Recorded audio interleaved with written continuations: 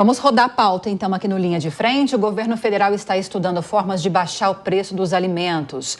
Lula garantiu que não vai tomar nenhuma atitude radical e que vai aumentar a produção brasileira. Vamos ouvir.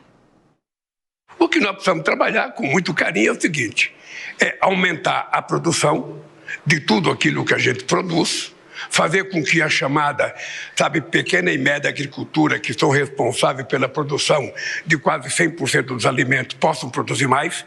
Para isso, a gente tem que fazer mais financiamento, a gente tem que fazer mais financiamento para a modernização da produção dessa gente. Não falta alimento no Brasil. Acontece que também nós temos que ter em conta que o Brasil virou celeiro do mundo.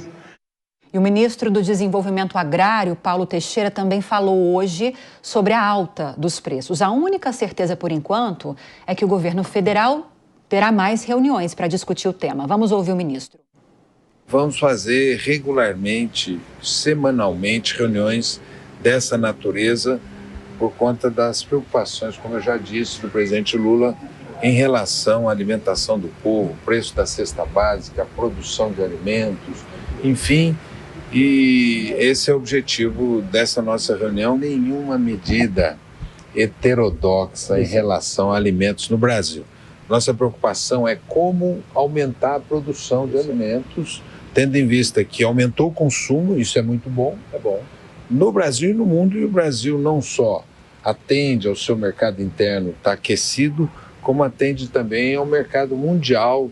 E o Brasil tem aberto, em função do bom trabalho do mapa do ministro Fávaro, tem aberto vários mercados para os produtos brasileiros. Agora, Ana, esse assunto sobre o preço dos alimentos, inflação dos alimentos, está incomodando extremamente o governo Lula, porque embora pagar mais caro no supermercado, no restaurante, nas mercearias, seja um problema de todo brasileiro, pesa mais no bolso da população mais vulnerável. Obviamente, né? E eu acho que tem uma questão aqui que o Lula, ele sempre se colocou como o pai dos pobres. E agora a gente está vivendo uma situação em que os pobres estão sendo diretamente afetados por essa alta dos alimentos, que eu gosto de lembrar, foi o dobro da inflação. Então, não é que aumentaram os alimentos porque aumentou-se tudo. Não, os alimentos aumentaram 2 vezes mais do que a inflação. E isso gera insatisfação daqueles que normalmente eram apoiadores fiéis do governo Lula ou dos governos petistas. E para um cenário de quase 2026, já estamos em 2025, então o governo está incomodado porque ele pensa, poxa, o meu apoio mais firme, mais consistente, agora está claramente insatisfeito com o que eu estou fazendo. Porque, gente, é algo assim impressionante. Acho que toda a audiência, quem foi ao supermercado recentemente, a gente debateu isso muito aqui no fim do ano, quando foi fazer compra de Natal. É um aumento expressivo. E quando a gente está falando da camada mais pobre da população, que não tem de onde tirar, que faz a conta do almoço para conseguir pagar o jantar, qualquer aumento, ainda que alguém possa dizer, poxa, mas 9%... 9% é coisa pra caramba. Então, existe sim essa insatisfação e com razão. Só que não adianta, a gente estava até falando isso aqui nos bastidores, simplesmente o governo falar, vamos aumentar a produção e aí dar subsídio para a indústria dos alimentos. Porque vai chegar daqui 2, 3 governos, não vai conseguir mais sustentar esse tipo de subsídio e a gente volta a estaca zero. Então, o governo, de novo, parece que a gente só fala a mesma coisa. Mas enquanto ele não olhar para dentro da sua máquina estatal, conseguir cortar gastos para assim promover um crescimento sustentável do país, insatisfações como essa vão ser corriqueiras e ele vai ter que se acostumar. Agora, Ellen, seja aumentar a produção, como a gente mostrou agora, que pode ser que esteja no radar, né, do governo pelas falas de Lula, seja reduzir imposto de importação sobre alimentos, que foi uma outra discussão também levantada nessa semana e que gerou reações negativas do setor do agronegócio, seja a extensão do prazo de validade dos alimentos, embora Carlos Fávaro diga que não esteja no radar do governo, mas foi uma sugestão dos supermercados que chegou à discussão, sim, no governo federal.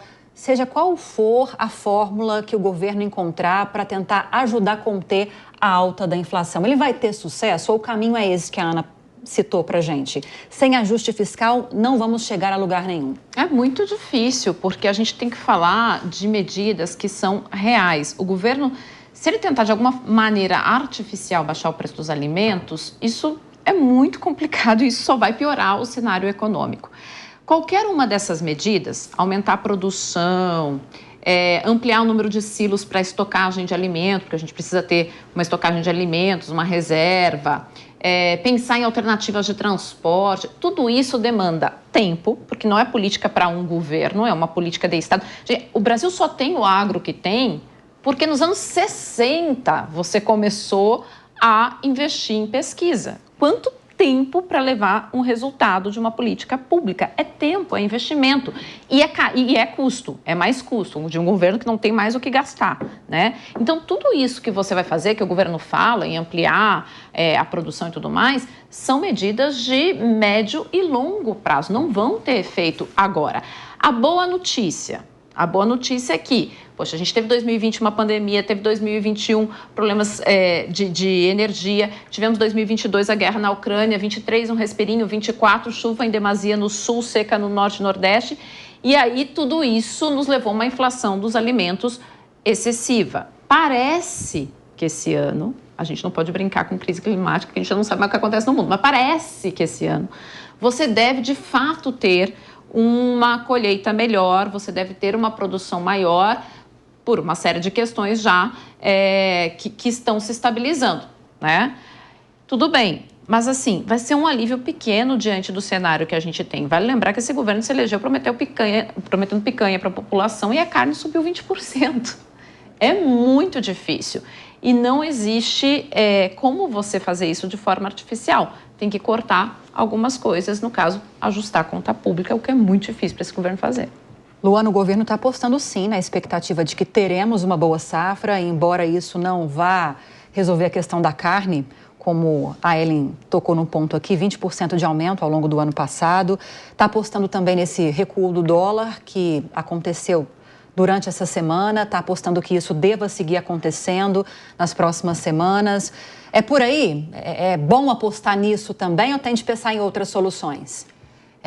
Lívia, não dá para apostar só nisso. A gente sabe que tem um efeito muito direto, essas mudanças e a forma como a safra vai se comportar. Porém, se a gente não fizer a lição de casa, entre todos os pontos que a Ellen trouxe aqui e muitos outros que nós precisamos fazer para investir numa economia, numa indústria mais sustentável, mais tecnológica, mais inovadora, a economia verde, né? A gente está falando aqui sobre esse tema também em relação à sustentabilidade ambiental e como isso permeia a formação de uma nova visão para a indústria e que com certeza vai ser muito mais sustentável. E um ponto que a gente não tocou e eu acho importante mencionar aqui é que em muitos estudos que mostram o crescimento econômico do Brasil, o desenvolvimento da indústria, o perfil da indústria brasileira e da nossa produtividade nos últimos anos, ela se deu em boa parte por conta de um bônus demográfico. A gente está perdendo, a gente está saindo dessa fase do bônus demográfico. Isso é extremamente importante quando você olha a sustentabilidade econômica do nosso país, porque se ela dependia muito do bônus demográfico, a gente tinha muito mais pessoas em idade produtiva do que pessoas em idade não produtiva durante muitos anos no nosso país. E agora essa taxa está começando a reduzir. A gente vai ter muito mais pessoas idosas que dependem de aposentadoria, portanto, do sistema previdenciário, que é sustentado por aqueles que trabalham, que ainda têm idade produtiva, e pessoas que não têm idade produtiva porque são jovens, ainda não estão no mercado de trabalho. Ou seja, a nossa economia ela vai ficar muito menos atrelada a esse bônus e sim a produtividade pura, que é o quanto que a nossa carga de trabalho, a nossa massa salarial, a nossa massa produtiva, ela consegue gerar riqueza, gerar a produção que a nossa economia precisa, né, para atender a nossa demanda, para atender o crescimento necessário. Então, perdendo isso, se a gente não tiver um plano muito estruturado, mencionou-se também agora recentemente o Plano Safra, que foi do ano passado, que foi um plano importante para injetar mais fôlego na economia, Uma medida também ligada à taxa de juros, que a gente já falou aqui, são medidas muito imediatistas. Obviamente, elas são importantes em qualquer governo. Você trabalhar com incentivos é importante, é um mecanismo de incentivo da política, da gestão e utilizado na economia também, mas quando ele é utilizado de forma exacerbada ou de forma sem estar atrelado a um plano com clareza, com transparência de qual é o tempo que a gente vai levar para sair da dependência desse impulso, desse incentivo, a gente está criando mais muletas para uma economia que não vai conseguir se sustentar e vai ficar manca, e é onde a gente não quer errar. Então, acho que é importante colocar, Lívia, que se a gente não se atentar para essa questão de médio e longo prazo, a gente nunca vai sair do atoleiro e desse voo da galinha famoso que a gente já sabe que a nossa economia tende a dar. Agora, Paulo Teixeira, Jaqueline, disse que, de concreto até agora, para tentar resolver essa questão do preço dos alimentos, é que haverá novas reuniões para tratar do assunto. Parece que o governo está meio perdido, né? Sobre o que fazer para tentar conter o prejuízo político, porque a gente teve na semana passada um levantamento mostrando que, pela primeira vez, a desaprovação do governo Lula é maior do que a aprovação. Claro que não é só esse fator que pesa. Tivemos a crise do Pix recentemente, mas como é uma questão que mexe muito com o eleitorado mais fiel do presidente Lula, há um prejuízo visível já, como mostram essas pesquisas, né? Toda vez que nós temos uma alteração, um prejuízo que pega a camada um pouco mais, que depende do governo diretamente, principalmente das promessas que foram feitas, isso causa uma preocupação, porque, como o Paulo Teixeira falou, olha, nós vamos fazer reunião, calma aí, nós vamos dar um resultado, nós estamos conversando, nós estamos atentos. Então, essa situação de deixar aquele cidadão que acreditou, olha, eu teria picanha e não estou tendo, tá meio bravo. Eu sinto que está meio bravo. Todos nós estamos um pouco mais atentos, mas ele está muito bravo, porque ele acreditou fielmente. Então, quando eu falo, olha, nós vamos fazer reunião, nós vamos ver, se acalme. Isso que eu percebo sempre. Essa é uma questão, Ellen, não sei se você concorda, e falamos muito sobre isso na crise do Pix, que não basta movimentar e melhorar a questão da comunicação do governo, né? Não adianta a forma, obviamente que ajuda, minimiza o problema, mas comunicar bem o que o governo federal está fazendo para conter a alta dos preços dos alimentos não vai ser suficiente para diminuir o prejuízo da população que vai ao supermercado e paga muito mais hoje para comprar os mesmos itens e até menos itens, talvez. Olívia, eu brinco que eu posso até perder dinheiro nessa, né? Porque eu vivo justamente de comunicação e de ensinar as pessoas a se posicionarem direito. Mas, assim, eu não tenho como ensinar alguém a se posicionar direito se a pessoa não tem absolutamente nada para oferecer.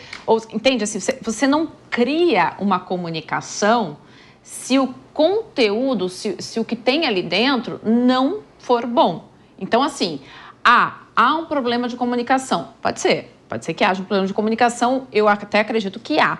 Mas se tudo que dá errado é por causa da comunicação, por definição, o problema não é a comunicação, é o que está sendo feito, né? Então, assim, não me parece que jogar a responsabilidade toda do que não está indo bem em cima de comunicação é o melhor caminho. Você precisa parar e olhar o que você está fazendo, por que tudo... E comunicação e o terror do mercado, né? Porque o mercado é terrorista, porque o mercado é um horror, como se o mercado fosse lá uma entidade atuando para sabotar o governo e o país que o mercado está inserido, que não faz sequer sentido. Então, me parece que quando tudo é problema de comunicação, o problema certamente não é única e exclusivamente a comunicação.